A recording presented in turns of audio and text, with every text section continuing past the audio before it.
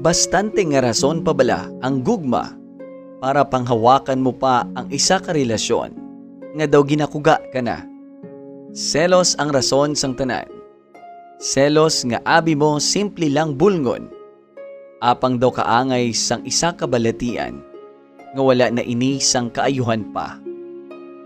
Mapadayon ka bala tungod sa gugma o mangisog ka nga magwa diri para salbaron ang kaugalingon mo sa iya. Kuya Bibo, isa ka mayong adlaw sa imo kag sa imo tagpalamati. Ako si Glenda. Nagsulat man ako, hindi agud mangayo sang advice. Tungod tapos na ining mapait nga parte sang akon inagihan sa kabuhi. Siguro kay nanamian lang ako sa programa mo. Gani napilitan ako nga i-share man ang akon inagihan para maski paano makahatag man sang leksyon sa imo mga listeners. Kay man ako sadto, nagpahigot sa isa ka relasyon. Nga abi ko, hindi ko pwede palagyuhan. Apisar nga, nakuga kag nalumos na ako sa mga pasakit nga gintugas ni sa akon.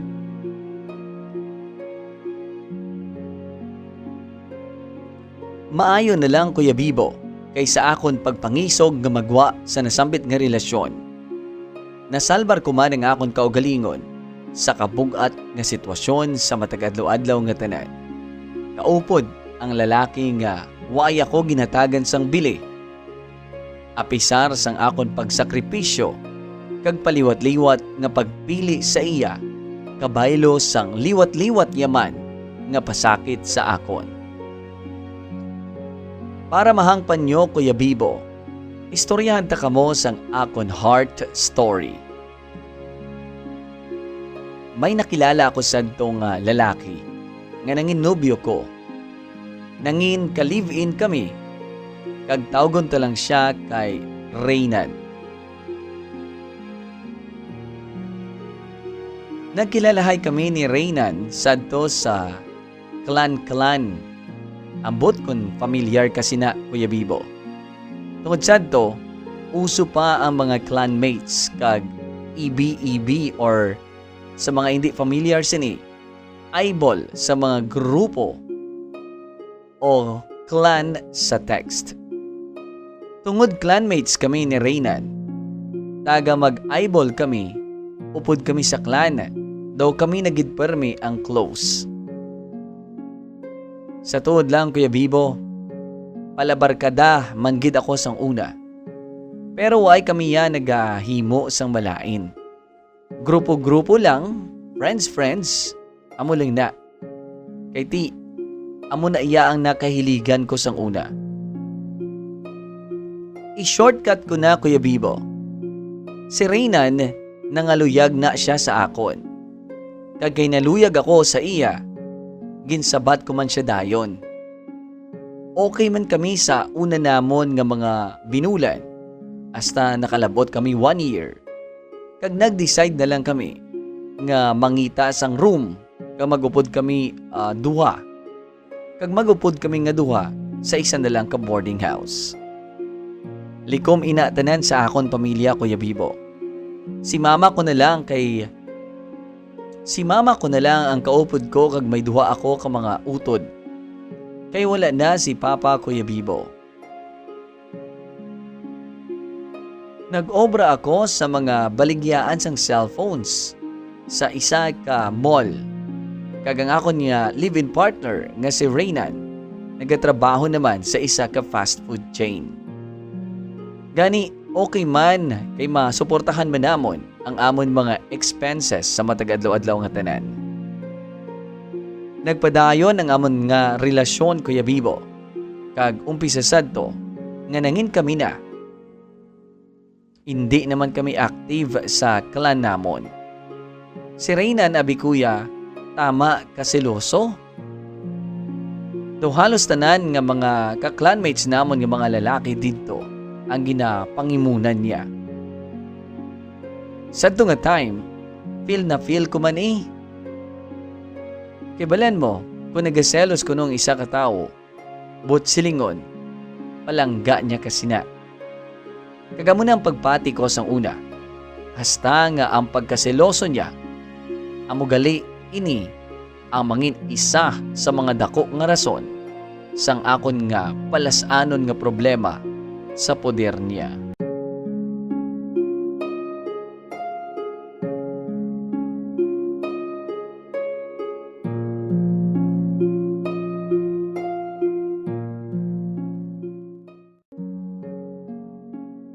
Nagpadayon kami ni Reynan sa amon pag-upod sa isa ka boarding house. Kagamo nagaligid man ang hambal nila nga makilala mo ang matuod nga batasan sang tawo kung nagaupod na kamo sa isa lang kabalay. Dira mo makitaan ang iya matuod-tuod nga batasan. Sa tuod lang, Kuya Bibo, kanami ilang mantani isang amon nga pag-umpisa. Dawala man gid sang problema.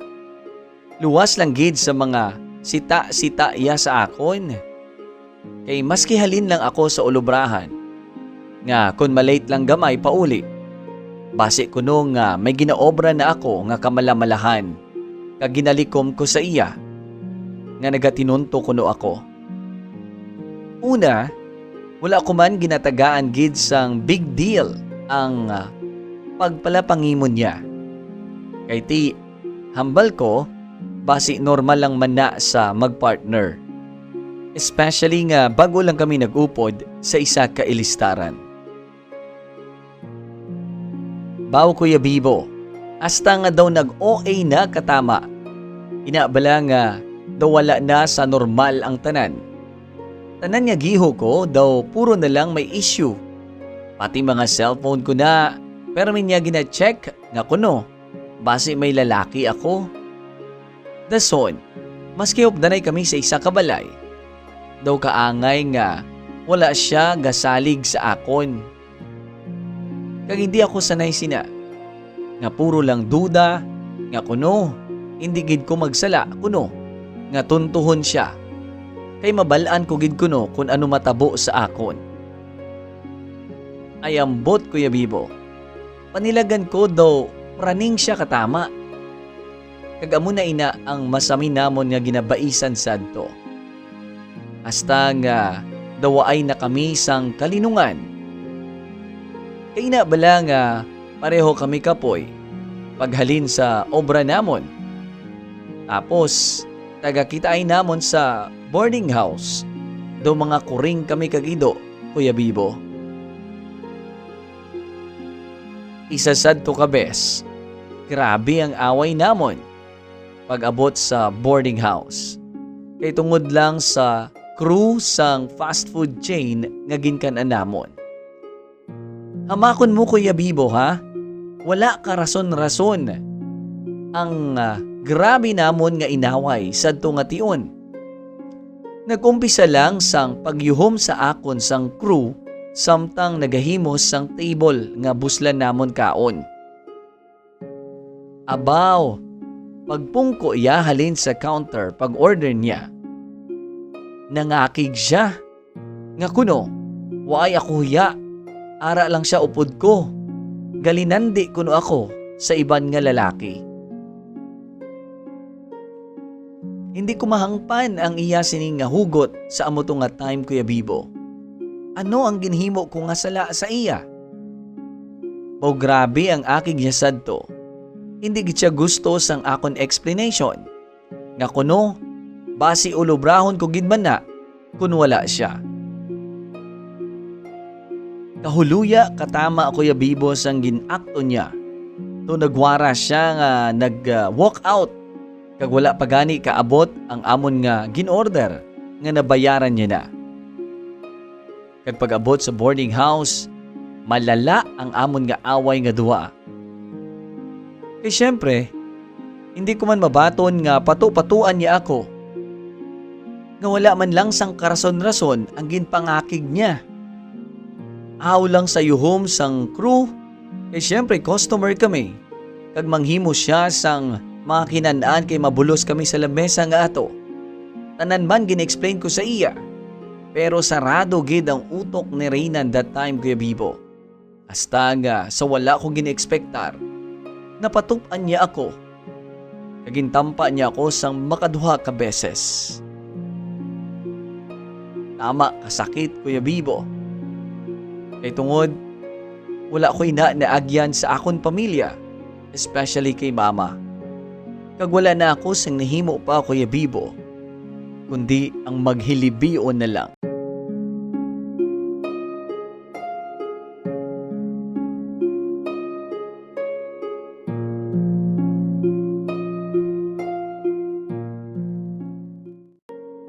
Nagabot na sa point, Kuya Bibo, nga makahambal ako nga daw nakuga na ako sa mga pagpangimon niya nga wala sa lugar. Tungod nga daw wala na ako sa kaugalingon ko nga kalibutan, kay gusto niya na lang ako kontrolon. Pati mga friends ko, ginapalikawan niya sa akon nga kuno hindi na ako makig-upod sa ila. Kay tungod para sa akon, mas importante siya. Gani, ginasunod ko lang ang mga kagustuhan niya, Kuya Bibo. Kay hindi ko gusto nga maguba ang amon relasyon. Kag palangga ko siya katama. Gani, tanan nga mga gusto niya matabo ang ginasunod ko. Kay sa pagpanumdum ko sadto, para wala na lang sang gamo. Kapilaman ako maghalin sang ulubrahan. Kay tanan, napangimunan niya na lang. Kahuluya man gani sadto pagid nga madumduman ko. Nabutang ako sa iskandalo sa pagkamalisyoso niya, Kuya Bibo. Daw mati na pungulay sila sang upod ko sadto sa trabaho. Kay ginapangimunan niya man. Kag kahuluya, kay mismo sa ulubrahan ko siya nag-iskandalo nga wala man sang karason-rason. Sa iya, Kuya Bibo, wala man lang na gani isang dako nga concern pagkatapos nga mag-inaway kami. Do ka normal lang sa iya ang tanan. Pero ako apektado ako sang lubos. Sang time nga ato mismo, Kuya Bibo, nasakit niya naman ako pag-abot sa boarding house. Gani, nagpanghimos ako sang gamit ko Nagpuli ako ora mismo sa amon balay. Ginsugat niya ako pagkasunod nga adlaw, Kuya Bibo. Kag nagpangayo siya sang patawad. Hasta nga wala ko naman napungga ng akon kaugalingon nga patawaron siya kag tagaan sang isa pa ka chance. Gani, nagupod liwat ako pabalik sa iya sa amon boarding house. Kuya Bibo, amo na lang na perme ang eksena namon. Kada away namon mauli ako. Tapos masunod naman siya dito sa balay. Gani pati si mama kag mga utod ko nagapangakig na sa akon. Kay ginapabayan ko lang kuno nga tratuhon niya ako sang hindi maayo. Ang gusto nila nga makigbulag na lang ako kay Reynan. Nahangpan ko sila ni Mama, Kuya Bibo, pero sadto nga time, hindi ko kaya makigbulag kay luwas nga palangga ko siya. Ginapahog niya pa ako nga may matabo kuno sa iya nga malain kung bayaan ko siya. Amo na nga maski grabe na ang kasakitan sadto nga naagyan ko sa iya, Kuya Bibo, hindi ako makadali-dali halin sa amon relasyon. Kag one time sadto, grabe ang pangakig niya, pati ang portahan sang amon boarding house na buslot sang ginsumbag niya. Kay nakainom siya sadto nga time. Natulugan ako sa kwarto nga nagahulat sa iya. Kag siguro wala ko dayon kabatyag sang pagpanuktok niya. Gani ulihi ko na lang nga nabuksan. Apang sinumbag niya na kag nakibot ako. Dala singgitan sa akon nga kung sino kuno nga lalaki ang upod ko sa kwarto. Ginkuga ya ako kag nagapakitluoy ako Kuya Bibo. Ama kasakit sadto nga time nga daw hindi ako kaginhawa. Kag maayo na lang kay gimbuligan ako sa mga boardmate namon. Hasta ang amon landlord nagsaka na sa kwarto tungod sa iskandalo. Nahuya ako sobra Kuya Bibo. Kag sa sobra nga kasakit nga akon nga nabatyagan. Kag amusad to nga time Kuya Bibo. Siguro makahambal ka nga nakamarasmas ako. Nga hindi amuni nga klase sang relasyon kag kabuhi ang gusto ko. Sadto nga time nagahilibion ako mamensar. Nga kun basi ano na ang natabo sa akon kung wala nakialam ang amon mga boardmate. Siguro kung ano pa ang nadangtan ko sa iya mga kamot.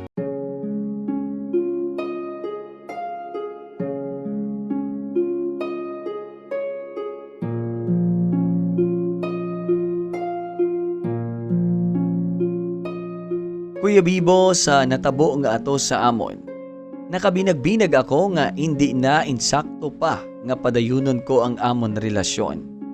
Maski pa nga nagapamahog sadto si Reynan sa akon. Nga mahinulsol kuno ako kung ano ang matabo sa iya. Tungod mahimuon siya kuno nga konsensyahon ako. Pero daw kaangay nga namanhid na ako Kuya Bibo. Nadula na ang tanan ko nga kahadlok. Akoon ko, palangga ko siya. Pero nakapanumdum ako nga base ano ang matabo sa akon. Konsigihon ko nga makigupod sa iya. Tungod hindi niya makontrol ang iya ko galingon every time nga magpangimon siya.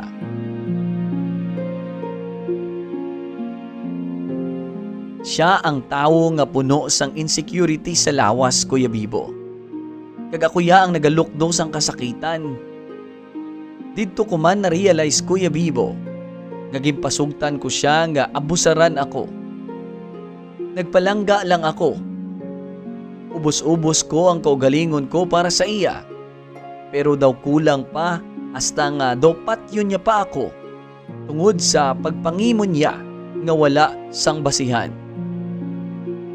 Kani, naguli ako sa akon pamilya. Kag nagpangayo ako sang sorry kay mama. Kag sa mga utod ko.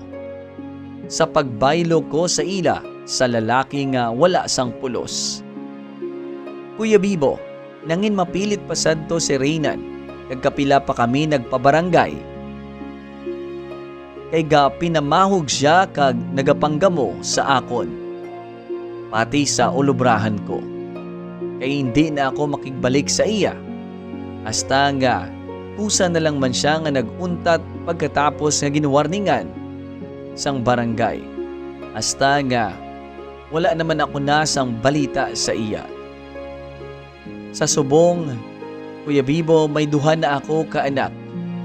Wala pa makasal, pero mali pa yon kag maswerte katama sa akon partner sa pangabuhi subong nga si Arnel. Hindi naman likom sa iya ang hitabo sa kabuhi ko. Kag wala man siya sang issue sa akon. Mahambal ko nga palangga yagid kami sa mga kabataan namon subong. Ginahando man namon ni Arnel nga magpakasal Kuya Bibo. Pero nagasupot-supot pa kami. Nag-share ako kay naganyat gid ako sa imo mga istorya nga ginabasa tagahapon. Hindi hamak nga trauma kag antos ang inagyan ko sadto Kuya Bibo. Kag basi may pareho man sa akon nga sitwasyon nga wala pa sing kaisog sa subong nga magwa sa kaangay nga inagyan ko. Kabay nga mangisog sila kag obrahon nila kung ano ang tama. Hambal mo gani sa isa ka tagpadala mo kuya. Kag nadumduman ko nga hindi puro gugma lang dapat. Dapat pinsan man ang pairalon kisa. Kag amo na ang kulang sa akon that time. Pero sa akon sa subong, pasalamat naman ako kay ang mga inagyan ko sa kabuhi ang nalampuasan ko na kag nakahatag gid sang dako nga leksyon sa akon. Amo na nga grabe ang paghalong ko sa pamilya ko subong. Sa liwat, salamat Kuya Bibo sa imong nga oras and God bless you. Ang tagpadala, Glenda.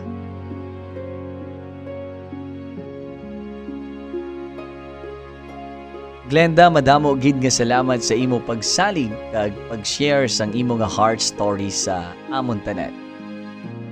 Kung sa Tagalog pa, ang pagseselos ay pagpapakita ng pagmamahal. Kung sumobra na at wala na sa lugar, ito ay pagsasakal. Diba? Kag amo ini ang natabo sa imo. Pero kanami ilang sa pamatyagan nga nalampuwasan mo ini tanan ang makagwa sa relasyon nga puro kasakitan lang ang nakuha mo. Sakit sang buot and worst, sakit physically. That is something alarming. Gani, sa kaangay ni Glenda nga suffer ang ini nga sitwasyon sa subong. Binagbinagan niyo ang tanan. Never allow someone to keep hurting you tungod lang sa hinadikta sang tagipusoon mo nga palangga mo siya. That's why hindi mo mabayaan ang ina nga relasyon. Panumduman nyo, ka-winner. We should not allow people to keep hurting us. Kay palangga lang naton. Basi mahambal ka mo nga kahapos lang para sa akon maghambal. Pero amo na ang nagakadapat. Para sa iban, hindi amo na kahapos lang nga magguwa. And even you, Glenda, you've come a long way to come out victorious. And look at you now. Very much happy and contented with someone else. Upod ang tao nga mahambal ta gintagna sang Ginoo para sa imo. Love sometimes may lead us to trouble if hindi kita kahibalo mag-handle sini. Ambal gani sang madamo sa aton nga maski ano ka pa kaalam, pero pag abot sa gugma, nagamango ka. Pero sa ako naman yung pagpati, as always, we should be reminded of what is right and wrong. Kung makakos na inis ang trouble sa imo, kag hindi na tama nga ginahimo ini sa imo, allowing them to keep on abusing you, panumdumon ta nga we always have the best choice at hand. Kinahanglan lang gid nga mangisog. Kag piliun mo nga ilibre ang kaugalingon mo sa pasakit nga ina. That is to leave and give up the toxic relationship nga imo ginapanghawakan. Glenda, your story is isa ka dako nga testimony para sa akon nga may better plan si God nga apisar sa mga pasakit kag struggles naton sa kabuhi, no? Hindi ini forever. Gani magaabot gid ang time nga mangin paborable sa aton ang tanan.